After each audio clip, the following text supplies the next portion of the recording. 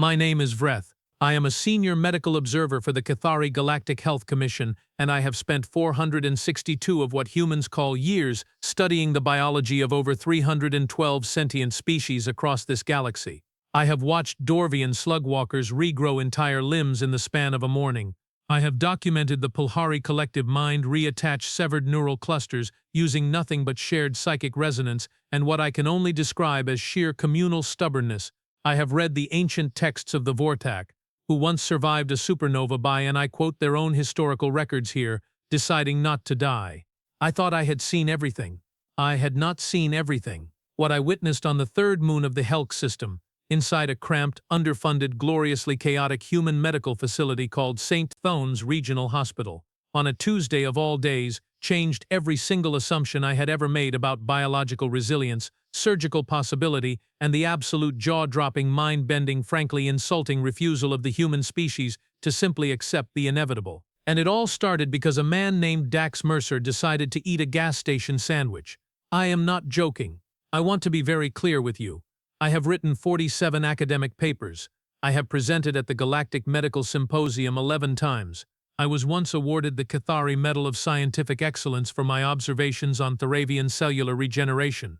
I am a serious professional, and I am telling you, with complete, unfiltered, professionally verified seriousness, that the cascade of events which led to what will now forever be referred to in the Cathari medical database as the Mercer incident began with a human male purchasing and consuming a pre-packaged meat product from a roadside fuel dispensary at 2:17 in the morning, because, and this is a direct quote from the patient's own admission form, it looked pretty okay.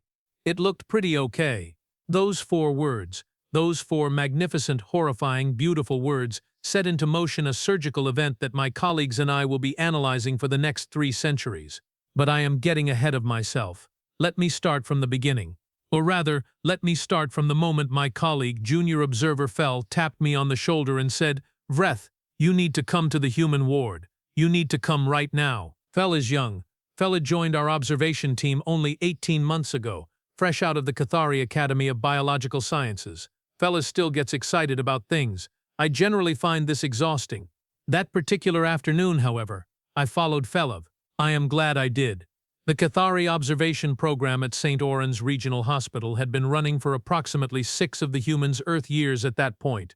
We operate as we do in all our programs under what we call the Silent Witness Protocol. We observe, we document, we do not interfere, we do not make suggestions, we do not under any circumstances gasp audibly when something shocking happens in the operating room, a rule that junior observer Phell has broken 17 times, for which I have filed 17 separate disciplinary reports, none of which have apparently done anything. The hospital itself is a remarkable study in human contradiction. It is simultaneously falling apart and somehow holding together.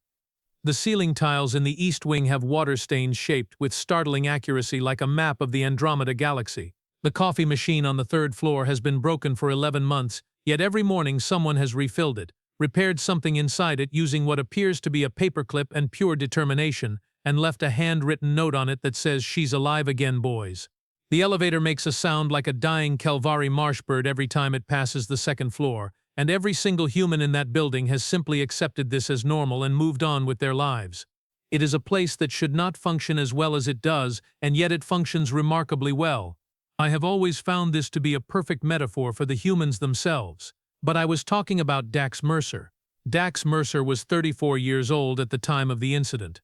According to his file, which I read thoroughly while standing outside the operating room and trying very hard to maintain my professional composure, he was a construction site manager, a hobby woodworker, a mediocre but enthusiastic amateur soccer player, and the proud owner of a dog named Biscuit, who, according to a photo tucked inside his wallet that one of the nurses found and noted in the file for reasons that I think were purely compassionate, was a very round, very orange dog of indeterminate breed. Dax Mercer came into St. Oren's emergency department at 3:45 in the morning, clutching his abdomen, sweating profusely, and apparently telling anyone who would listen that he probably just pulled something. The triage nurse, a veteran of the department named Bette Crawley, who I have observed for 4 years, and who I consider to be the most efficiently terrifying human being I have ever personally witnessed, looked at him for approximately 2 seconds and sent him directly to the top of the queue. I have seen Bette Crawley do this before. When Bette Crawley skips a patient past the queue, things are never just a pulled something. The emergency scans told a story that made even the attending physician, Dr. Kaselo, stand very still for a moment, and Dr. Kaselo is not a man who stands still. I have observed him across 17 emergency shifts. He is a man in constant motion, constant decision, constant forward momentum. He is the sort of human who seems to process information and act on it simultaneously, like a biological system running multiple programs at once. He stood still for 4 full seconds. Then he called for Dr. Lena Voss. Dr. Lena Voss is, and I say this having observed surgeons across 14 different species, one of the finest operating physicians I have ever seen. She is 41 years old, approximately 1.7 meters tall, has a voice that sounds like absolute calm bottled in human form, and approaches surgery with the sort of quiet, methodical intensity that reminds me of the great Dorvian master physicians of the old era. She has performed over 2,000 operations. She has written 3 textbooks. She teaches on alternate Thursdays, and is apparently, according to hospital gossip that I document in my personal files but do not include in official reports, deeply feared by medical students, not because she is cruel, but because she asks questions and then waits silently for the answer, for as long as it takes, and human beings apparently find sustained silent expectation deeply unsettling. She came down to emergency in 7 minutes. She looked at the scans, and then she did something I had never seen Dr. Lena Voss do before. She sat down. Not on a chair, there was no chair immediately available. She sat down on the edge of a supply cart. She just sat for a moment and looked at the scans displayed on the monitor, and breathed once slowly through her nose. Junior observer Phell, standing next to me, whispered, "What is she looking at?" I had already pulled the scan data on my own device. I had already run the preliminary analysis through the Cathari medical database. I had already received the results. Everything, I whispered back, because that, medically speaking, was the accurate answer. What had happened inside Dax Mercer's body was the following. And I will try to explain this in terms that are clear, because what I am about to describe is the kind of medical situation that in the Cathari textbooks exists in a section titled, with characteristic Cathari bluntness, conditions considered non-viable. The gas station sandwich, which had been, according to the lab results, processed at a speed I found genuinely impressive, contaminated with a specific bacterial strain, had triggered a cascade failure in Dax Mercer's digestive system. But that was only the beginning, because Dax Mercer, who had apparently never mentioned this to any doctor in the past decade, had an undetected congenital weakness in the wall of his main abdominal aorta. The bacterial toxins hit the already stressed blood vessels. The aortic wall, which had been holding together by what I can only describe as stubbornness and good intentions for the past several years, chose this specific moment to begin failing. But wait, because it keeps going.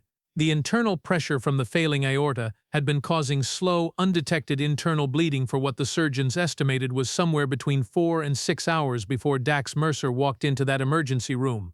During that time, the blood had pooled. The body had compensated in the heroic, self-sacrificing, quietly extraordinary way human bodies do, redistributing resources, maintaining function, doing what it could with what it had. By the time Dax Mercer sat in that triage chair telling Bette Crawley he probably just pulled something, his body had already been performing a 4 to 6 hour long miracle of basic survival, and he had been completely unaware of it. The surgical team would now need to repair an actively failing aorta, address the septic contamination beginning to spread from the digestive involvement, manage blood loss that was, at current estimates, already critical, stabilize a cardiovascular system that was running on emergency reserves, and do all of this while the patient's blood pressure continued to drop and the window of survivable intervention continued to close. I ran the numbers. I run numbers on every surgical case I observe. It is part of my documentation process. I feed the patient data into the Cathari Medical Probability Engine, which is the most sophisticated biological outcome prediction system in the known galaxy, developed over 11 centuries of cross-species medical data collection, refined and updated continuously, and considered accurate to within a margin of error of 0.3%. The result came back in 4 seconds.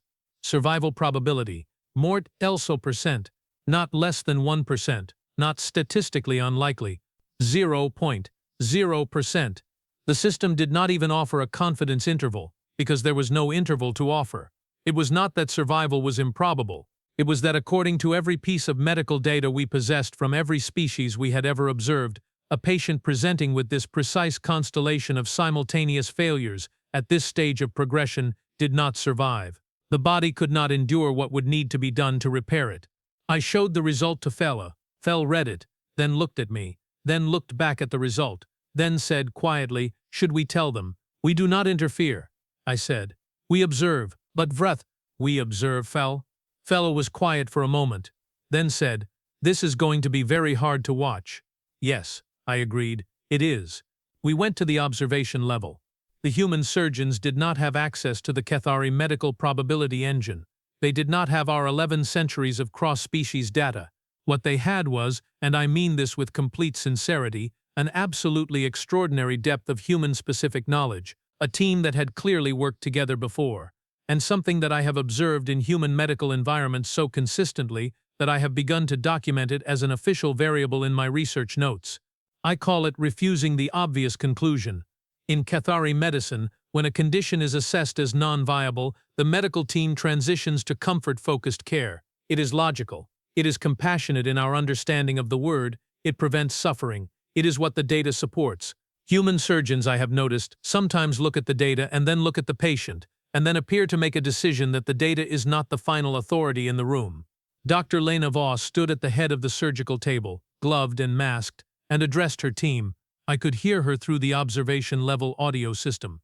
Her voice was, as always, completely calm. "This is going to be complicated," she said. "He is 34. He has a dog named Biscuit. We are going to bring him back to that dog. Everybody clear?" Nobody in that room questioned this statement. Nobody pointed out that he has a dog is not a variable in standard surgical risk assessment. Nobody laughed, or if they did it inside their own heads, because every single person in that operating room straightened slightly, adjusted their grip on whatever instrument they were holding and said, collectively, "Clear." I wrote in my observation notes, "Surgical team has been unified by an emotional motivator.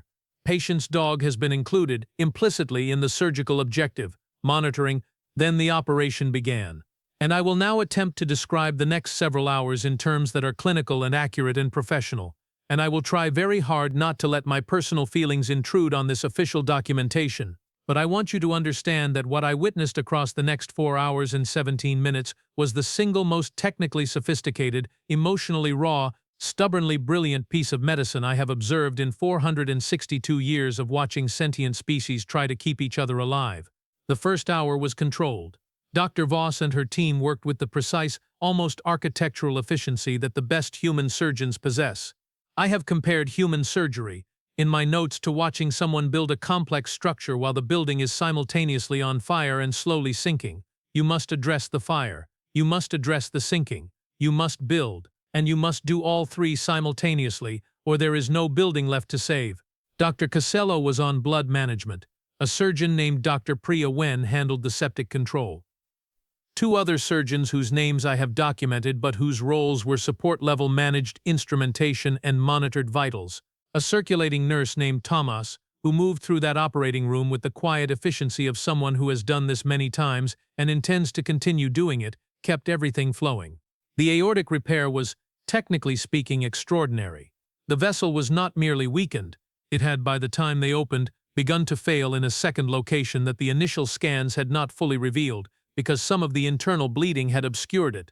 Dr. Voss found it with her hands before the imaging caught it.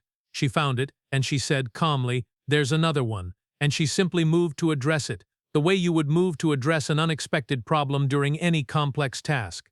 Matter-of-factly, purposefully, without panic.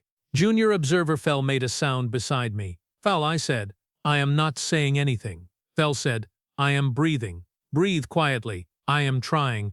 The blood pressure alarm sounded at 1 hour and 42 minutes.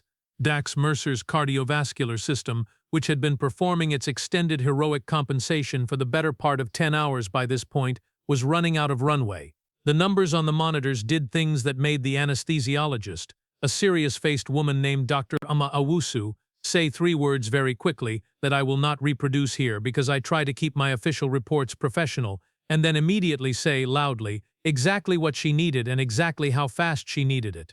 I watched Dr. Voss. She did not look up from the surgical field. She was in the middle of a repair that required her complete and total attention, and she gave it that. But her hands, and I was watching her hands very carefully by this point. Her hands did not change speed or certainty. They continued. Precise. Steady. I have seen Cathari master physicians waver at less. At 2 hours and 8 minutes, the second aortic site was repaired. The primary vessel was stabilized. The team did not celebrate, because there was still the septic involvement, still the blood loss recovery, still the systemic shock that the body was processing, still the simple massive question of whether a human body could come back from the level of trauma it had absorbed. But the bleeding stopped. And in that moment, in that specific quiet, medically significant moment, when Dr. Priya Wen looked at the monitors and said, "Bleeding has stopped," something happened in that operating room that I have been trying to find the right clinical term for ever since. Every person in that room breathed. Not a gasp, not a celebration, just a breath, one collective breath, like a system releasing a pressure valve, like a group of people who had been holding something enormous allowing themselves for just 1 second to acknowledge that they had been holding it. "Keep going," Dr. Voss said. "We are not done." And they kept going. At the 3-hour mark, Junior Observer Phell sat down on the floor of the observation level. Not because Phell was unwell. I checked. Phell just needed to sit. I understood. I myself had not moved from my position at the observation glass for 3 hours, which, for a Cathari, is unusual. We typically maintain rotation. I had forgotten to rotate. The septic control was its own separate battle. The bacterial contamination had begun spreading beyond the initial digestive involvement. Dr. Wen was managing this with a combination of surgical cleaning and pharmacological intervention that required constant, real-time adjustment based on how Dax Mercer's body was responding. And Dax Mercer's body was responding in the unpredictable, idiosyncratic, distinctly individual way that human bodies do, because no two humans are identical, and no human body follows the textbook path exactly. And if you want to practice medicine on human beings, you had better be prepared to improvise. Dr. Wen improvised. I watched her problem solve in real time, adjusting approach, communicating with Dr. Owusu about systemic response, cross-referencing her decisions against what the body was telling her. I have, since the incident, written a separate observational paper specifically about Dr. Priya Wen's management of the septic phase of the Mercer surgery. It is currently under review at the Galactic Medical Journal. My colleagues there initially questioned whether I was perhaps being overly enthusiastic. I invited them to review the raw observation data. They have since requested to co-author the paper. At 3 hours and 55 minutes, Dr. Voss called for a status check on every system: cardiovascular, septic control, blood replacement, neurological monitoring. Each team member reported. The reports were not perfect. They were not the reports of a patient who was safe and stable. They were the reports of a patient who was, still deeply in crisis, still demanding everything from the team. But they were also not the reports of a patient who was gone. Dr. Voss listened, processed, then said, "We are going to close." There was a moment, I noted it, a brief, almost imperceptible moment where the team absorbed this decision, and then Dr. Kaselo said, "I will call it out," meaning he would monitor the final closure stage and flag anything that needed to be addressed, and everyone moved back into position, and the final phase began. The closure took 22 minutes. 22 minutes where I stood at that observation glass and watched Dr. Lena Voss close a patient that my 11th century medical database had formally classified as non-survivable. Closing with the same precision and care she had used on the first incision, not faster, not looser, not with the slightly collapsed attention that comes when a person has been running at full intensity for hours and is beginning to feel it, with the same quality, start to finish. When the last closure was complete, the operating room was quiet for approximately 4 seconds. Then Dr. Owusu said, from behind her monitoring station, in a voice that was doing its very best to remain clinical and only partially succeeding, "He is holding." Another breath. Junior Observer Phell from the floor of the observation level said, very quietly, "Oh," I said nothing. I was writing in my observation log. I wrote, "Patient Dax Mercer, human male, age 34, initial probability assessment, 0.0% survival, surgery duration 4 hours, 17 minutes. Current patient status, holding, surgical team performance, no adequate descriptor available in current Cathari clinical vocabulary, recommend development of new terminology. Personal note, I need to update the database." Then I sat down next to Phell on the floor of the observation level, because my legs had decided that 4 hours of standing motionless at an observation window was sufficient, and also because I felt that the moment deserved some kind of acknowledgement, and sitting on the floor next to my junior colleague felt, in some way I cannot fully quantify, like the right response to what we had just witnessed. "Vreth," Phell said. "Yes. He is going to wake up, isn't he?" I thought about this. I thought about the 4 hours and 17 minutes I had just watched. I thought about Dr. Lena Voss's steady hands. I thought about a dog named Biscuit, who was at that moment, presumably at home, very round, very orange, and completely unaware that he had been part of a surgical objective. "I think," I said carefully, "that it would be unwise to bet against him." Phell nodded slowly. "I want to be there when he wakes up," Phell said. "So do I said. "What I am about to document is, to the best of my ability, an accurate and faithful account of the events that followed the surgery of Dax Mercer, human male, age 34, dog owner, gas station sandwich consumer, and as of 4 hours and 17 minutes into an impossible Tuesday morning, a living, breathing, medically certified miracle who had absolutely no idea what he had just put everybody through. I want to be clear that everything I am about to tell you is real. I have the observation logs. I have the audio recordings. I have Junior Observer Fellow's written testimony, which is shorter than mine but considerably more emotional and includes 3 exclamation points in the first paragraph, which I have noted as a personal growth moment for Phell since Phell previously claimed to be purely analytical. Nobody who watched Dax Mercer wake up remained purely analytical. Nobody.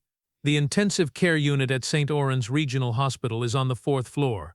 It is a long room with soft lighting, which I have always thought was a humane design choice, because human eyes are sensitive and human beings who have just survived catastrophic surgical intervention do not need fluorescent ceiling panels aggressively informing them that they are awake. The unit has 8 beds, each surrounded by monitoring equipment that beeps and hums in a staggered rhythm that I initially found disorganized but have come to understand is actually each machine doing its own specific job, and together they create what the nurses apparently call the 4th floor orchestra, which is, I think, a deeply human way of making peace with a room full of equipment that exists because people are in danger. Dax Mercer occupied bed 4.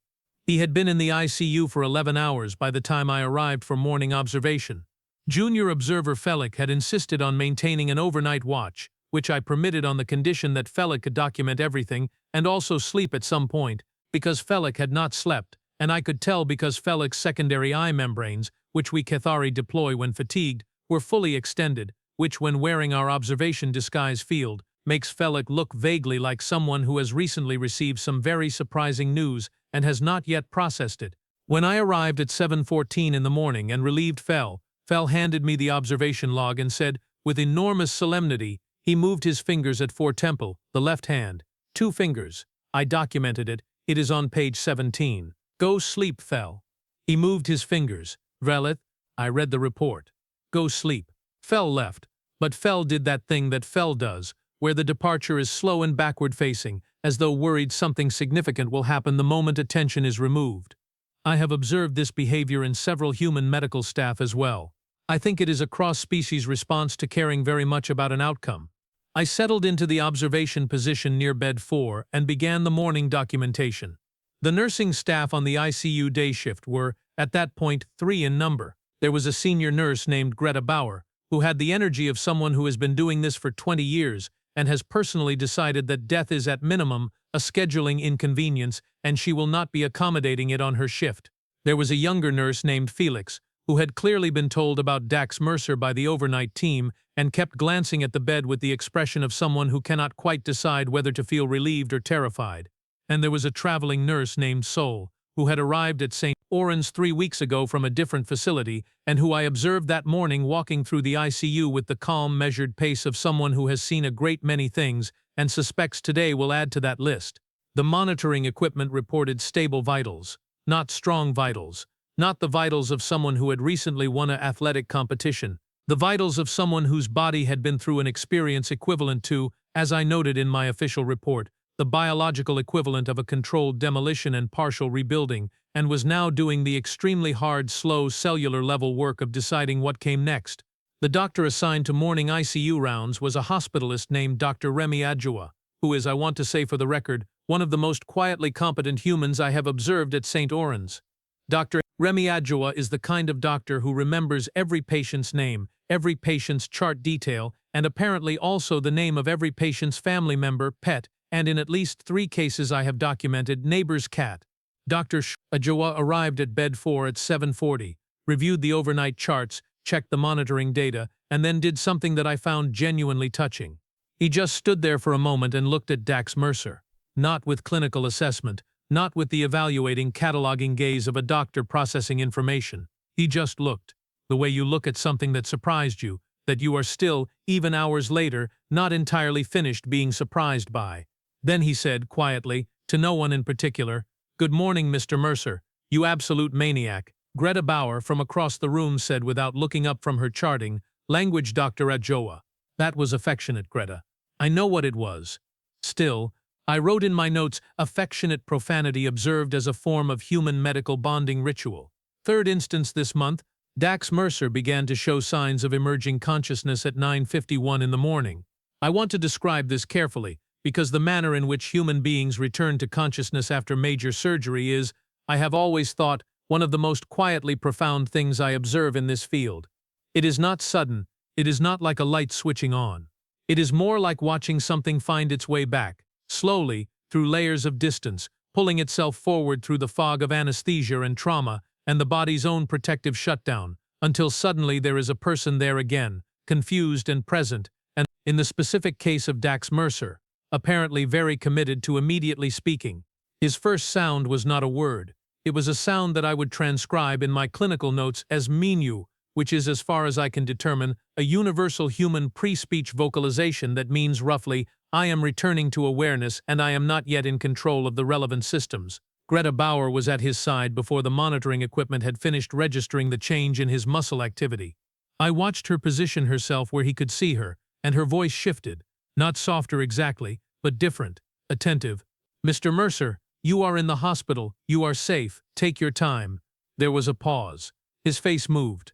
Slowly, with what appeared to be considerable effort, his eyes opened. Human eyes, when they first open after extended unconsciousness, have a particular quality.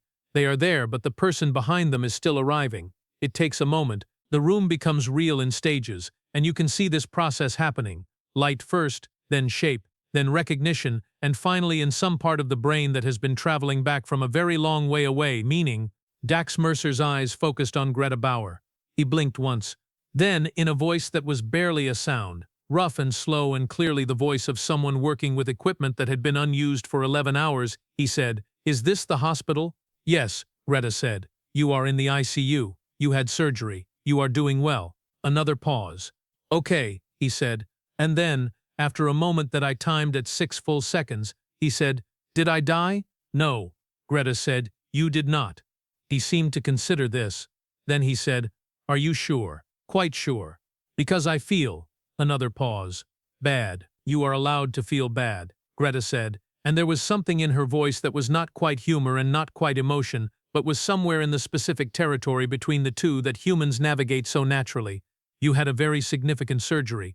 Dax Mercer absorbed this. His eyes moved slowly around the room, taking in the monitoring equipment, the IV lines, the soft lighting of the ICU, the quiet rhythm of the fourth-floor orchestra. Then his gaze settled somewhere in the vicinity of the ceiling, and he said, very quietly, "The sandwich." "I am sorry?"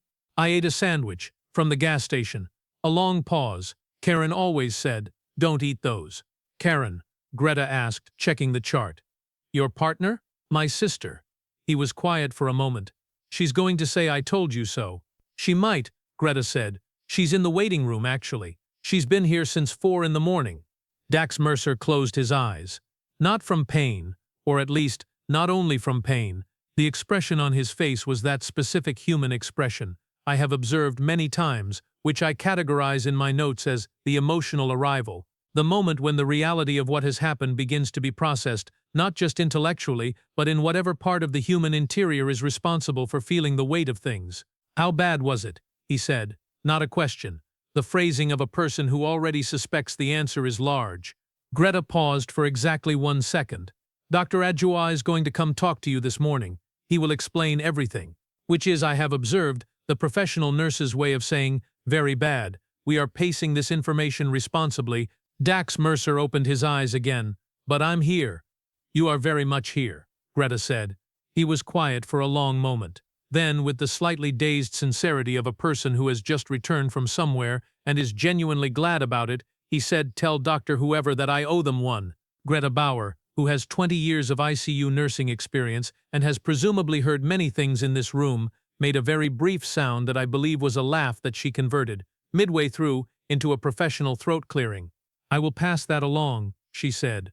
Dr. Lena Voss arrived at 11:20. She had not been called. This was not her scheduled round. She had operated through the night, gone home, apparently changed clothes and eaten something, and then returned to the hospital and walked, with the purposeful stride of someone who has made a decision and is implementing it, directly to the ICU on the 4th floor. I watched her come through the ICU door. I watched Greta Bauer look up and register no surprise whatsoever, which told me that this was not the first time Dr. Voss had returned, on her own time, to check on a patient that concerned her. She approached bed 4. Dax Mercer was more awake by this point, still slow, still clearly burdened by the weight of his own recovery, but present.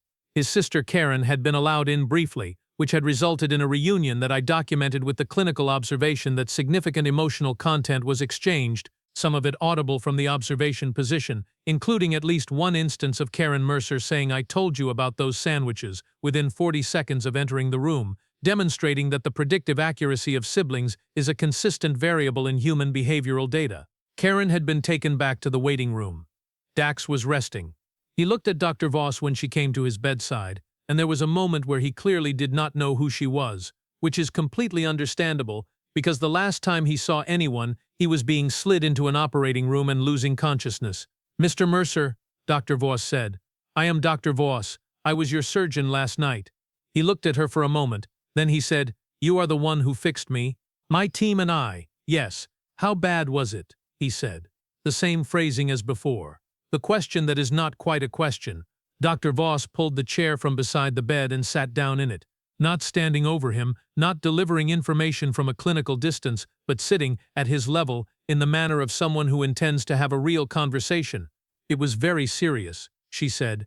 "You had a tear in your main abdominal blood vessel. There was a second one we found during surgery. You had blood loss that was significant. There was an infection starting from the contaminated food that we also addressed. Your body had been compensating for several hours before you came in." He was listening. His face, as people's faces do when they are receiving serious information about their own bodies, was doing something complicated. "You probably should have come in sooner," Dr. Voss added, and her tone had that quality I had come to recognize as her version of gentle, which in anyone else would sound direct, but from her sounded honest and kind simultaneously. "I thought I pulled something," he said. "You did not pull something." "Yeah," he said. "I'm getting that." A pause. "What were my chances?" he asked. I held my breath.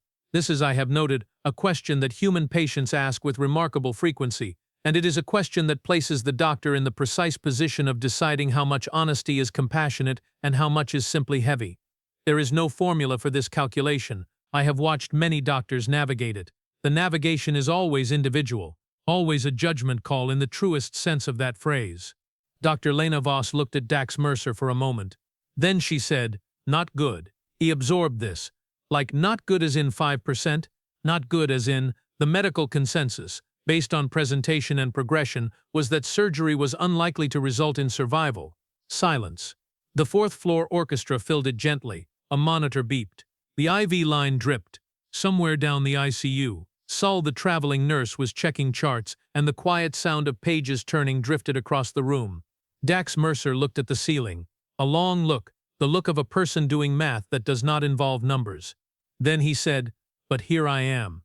"Here you are," Dr. Voss said. Another long pause. "'Cause of you," he said.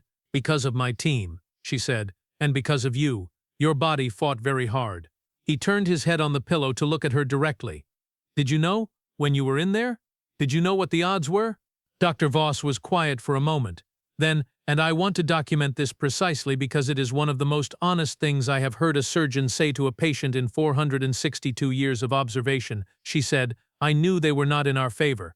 I decided to operate anyway, because you were 34 and you had people waiting for you, and because I have learned in this work that numbers are a starting point and not a destination." Dax Mercer stared at her. Then he said, in the voice of a man who is trying very hard to hold himself together and almost succeeding, "Okay, thank you, thank your body." she said. It did not give up. Well, he said, and despite everything, there was something in his voice that was the very earliest, most tentative beginning of humor. It had a good reason to try. I have a dog. Dr. Voss blinked. Pardon? Biscuit. He needs his walks. He gets dramatic about it. Dr. Lena Voss looked at Dax Mercer for a moment with an expression that I can only describe as the face of a person who has just received information that is simultaneously completely irrelevant and absolutely perfect. Then she stood up, smoothed her coat and said, with what I would swear was the ghost of a smile crossing her face, "Then I suppose Biscuit will be glad to hear the walks will continue." She left. I wrote in my observation log, "Motivation variable confirmed.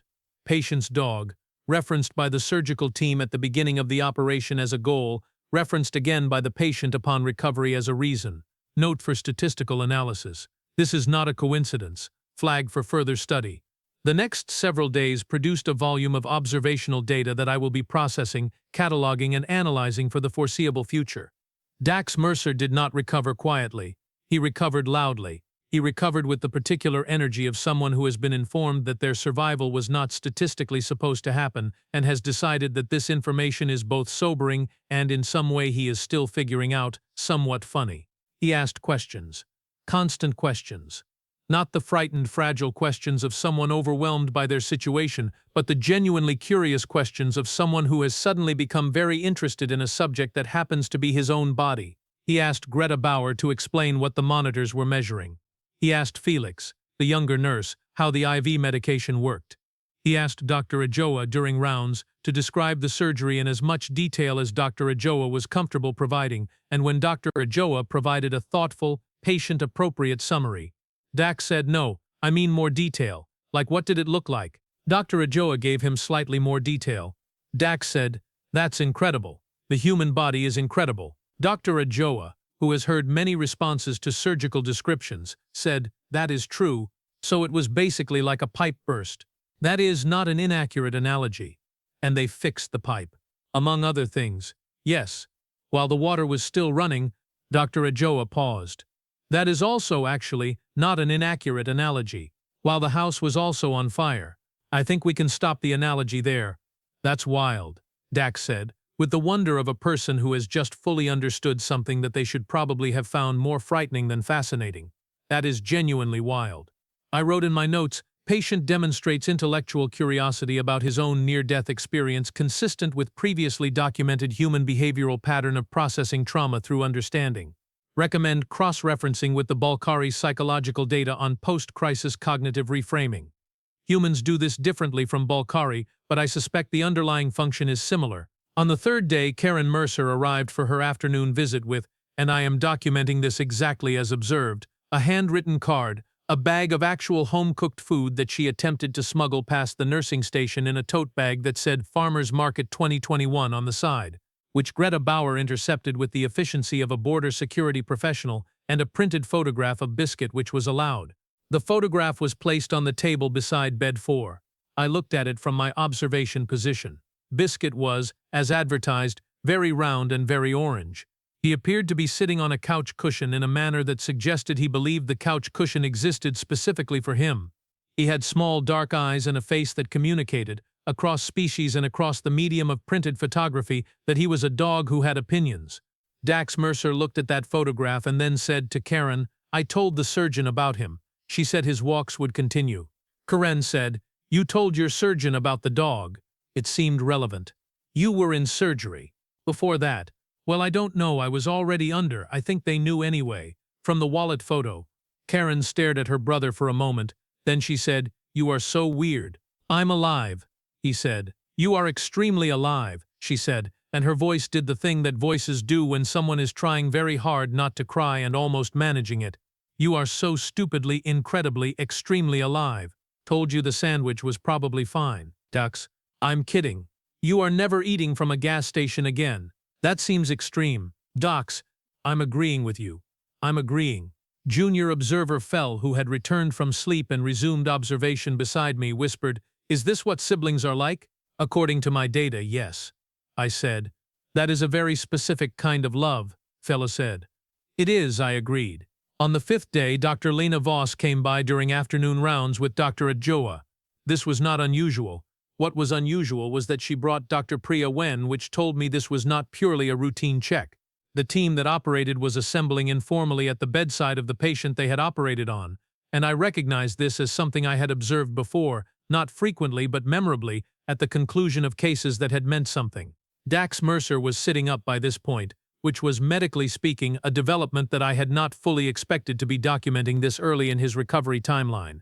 The human body's recovery capacity, when it decides to cooperate, is not something I will ever take for granted again. He saw the assembled doctors and said, "Is this the bill?" Dr. Adjoa said, "Mr. Mercer." "I'm kidding. I'm kidding. Hi. Sit down." "Well, you are standing, that's fine. Hi." Dr. Voss looked at him with that particular expression she had, evaluating, present, somewhere behind the clinical assessment, quietly glad. "How are you feeling?" she asked. "Like I had a pipe burst while the house was on fire," he said. "But like the good version of that, the version where they fixed it." Dr. Wen smiled. "The septic involvement resolved faster than we expected," she said. "Your body cleared it well." "I have been telling my body good job," Dax said, "multiple times a day. I figured it deserved the feedback." Dr. Wen looked briefly at Dr. Rajoa. Dr. Rajoa looked briefly at the ceiling. It was, I noted, a shared moment of professional humans encountering a patient who is handling things in a way that is slightly outside the standard response range, but in a direction that is making everyone in the room feel better rather than worse. "You are going to have a significant recovery ahead," Dr. Voss said. "It will take time. There are things we will need to monitor. Follow-up appointments, cardiac imaging, a long list of instructions that you will need to actually follow." "I will follow them," Dax said, "including dietary instructions. Especially those. No gas station sandwiches. Written off permanently. I have made a personal vow." "Good." Dr. Voss held his gaze for a moment. "Mr. Mercer, I want you to understand something. What happened in the operating room, what your body endured and survived, is not something that happens often. The team that worked on you performed at an exceptional level. But the outcome, the fact that you are sitting up and making jokes, that required both the surgical team and your body. Do you understand?" He looked at her. The humor faded slightly, not completely, but enough to see what was underneath it, which was a man who was still processing the full weight of where he had been and the distance he had come back from. "I understand," he said quietly. "The fact that you are here is significant," she said. "I know," he said. "I feel it." A pause. "I feel it a lot, actually. More than I expected. I keep waking up in the night and just—" He stopped, started again, "being glad to wake up. Which sounds obvious, but it's different. It's different now." Dr. Voss nodded slowly. "That is a normal response, and a healthy one." "I called my mom," he said. "Yesterday. We hadn't talked in like 8 months, just called her.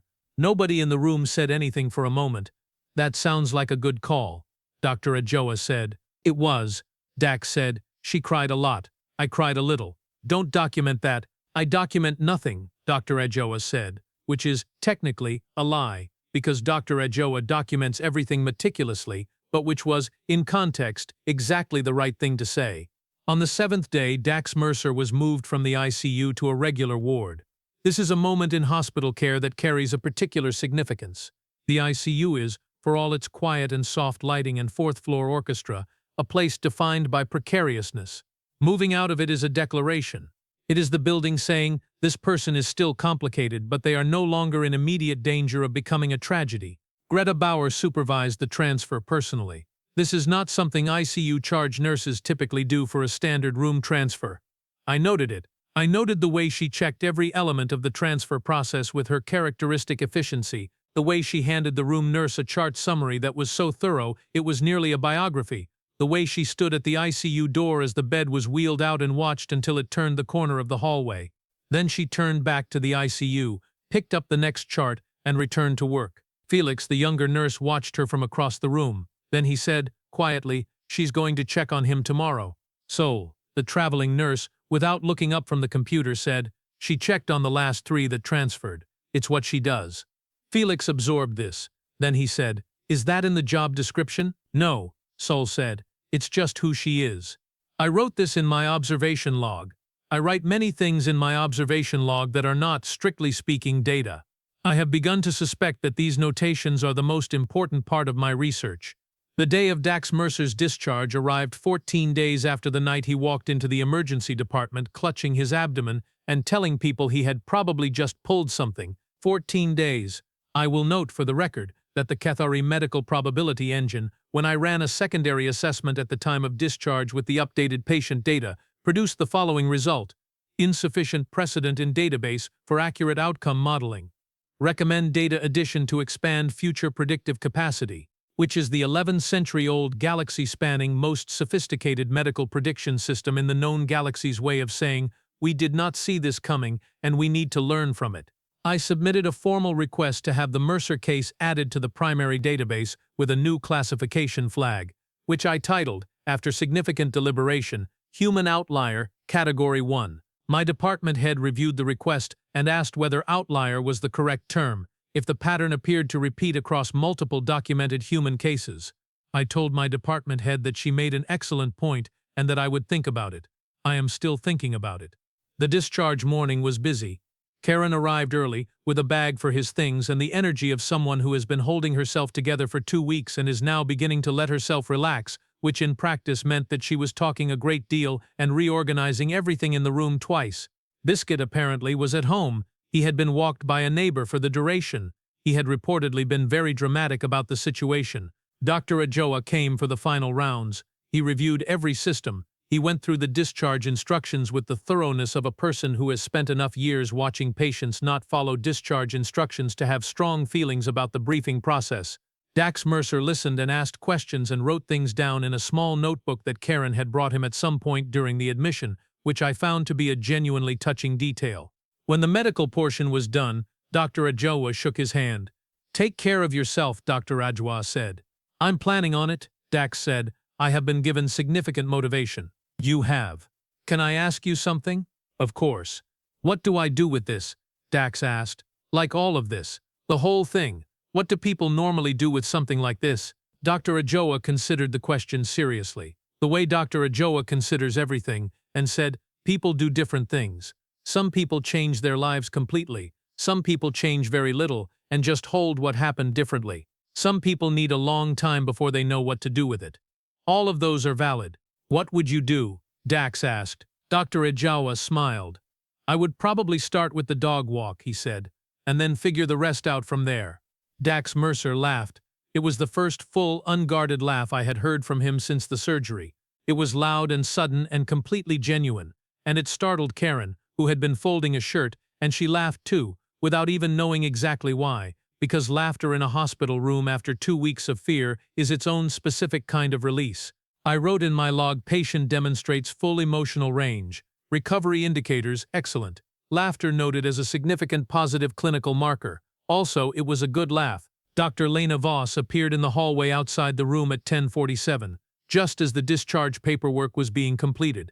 She had not announced she was coming. She had simply appeared, in the way she had appeared at the ICU on her own time, because that is apparently who she is. She knocked on the open door. Dax looked up. His face did something immediate and specific when he recognized her. The same thing it had done when she sat down beside him and told him the odds had not been in their favor. Something in his expression that was larger than words. "Leaving today," Dr. Voss said. "Leaving today," he confirmed. She stepped into the room. Karen took the moment to step out to the hallway, which I noted as a perceptive and generous decision on Karen's part. Dr. Voss stood in the middle of the room, and for a moment she and Dax Mercer just looked at each other, which was in the full context of everything that had happened between the first scan and this discharge morning, quite a lot to contain in a look. "You told me your body fought hard," Dax said. "I have been thinking about that. Yes, I want to fight for something now. I keep thinking about it, about people who are where I was. Whether they make it, whether someone is there for them the way someone was there for me." Dr. Voss listened. "I don't know yet what that looks like," he said, "but I wanted to tell you, because I think it started in that room, whatever it is." Dr. Voss was quiet for a moment. Then she said, "Whatever it becomes, good, the world can use the people who come back from the places you just came from, because we know something now." "Because you know something now," she agreed. He stood, slowly and carefully, and with the body of someone who is still renegotiating their relationship with basic physical movement, and he offered his hand. She shook it, and it was not the handshake of a patient thanking a doctor, or not only that, It was the handshake of two people acknowledging something that passed between them in a room at 3 in the morning, through a wall of operating glass, through 4 hours and 17 minutes of refusal, that they will each carry forward for the rest of their lives. "Tell your team," he said. "I will." He reached for the table beside the bed, picked up the photograph of Biscuit, looked at it for a second, then looked at her. "He's going to get his walk today," he said. "I know," Dr. Voss said, and she smiled. Completely, without restraint, which, if you have spent any time observing Dr. Lena Voss, you will understand is not a small thing. She left. Dax Mercer stood in the room for a moment, holding the photograph of his very round, very orange dog, and he took one long, slow breath, and it was the breath of a man who is about to walk back out into the world and has decided, fully and completely and without reservation, that he is grateful for the privilege. Junior observer Phell met me in the corridor outside the hospital as Dax and Karen left through the main doors. We watched them cross the parking area. Karen had her arm through his.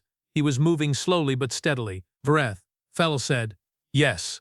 I went back and reran the probability analysis last night. After everything, I used all the updated data. What did you get?" Phell was quiet for a moment. "The same number," Phell said. 0%. The model still says 0%. "Yes," I said. "So what does that mean?" I thought about Dr. Lena Voss sitting down on the edge of a supply cart and breathing once through her nose. I thought about a man saying he probably just pulled something while his body quietly performed 6 hours of solo survival. I thought about hands that did not change speed or certainty during the worst part of the night. I thought about a photograph of a round orange dog in a wallet. I thought about the word clear, said in unison by a room full of people who had just been given an impossible reason to keep going. "It means," I said, "that we have an incomplete model." Phell considered this. "What are we missing?" I watched Dax Mercer reach the car. Karen opened the door for him. He got in slowly, carefully, and then through the window we saw him tilt his head back against the headrest and close his eyes for a moment. Just one moment of stillness, of being somewhere safe, of having made it. "I don't know yet," I said honestly, "but I am going to spend the rest of my career trying to figure it out." Phell nodded slowly. "Can I help?" "You are already helping," I said. We stood there a moment longer, until the car turned out of the parking area and disappeared into the flow of the city. Then I opened my observation log, turned to a fresh page, and wrote at the top, in my neatest notation, the beginning of what will eventually become the longest and most personal academic paper I have ever produced. It will be titled, "The Mercer Variable, on Factors Not Captured by Probability in Human Surgical Survival, and Why the Numbers Were Always Missing Something." The first line reads as follows. "There is a dog named Biscuit. He is very round and very orange. He needed his walks, and somehow, against everything the data said was possible, a man came home to take him." I have been trying to follow that sentence with a second one for 3 months. I think maybe that first line is enough. Maybe some things do not need explaining. They just need witnessing. And I am very glad I was there to witness this one. End of Part 2. End of story. Documented by Senior Observer Vreth, Kaselo Galactic Health Commission. Filed under Human Medical Observation Archive. Case reference: the Mercer Incident. Classification: extraordinary.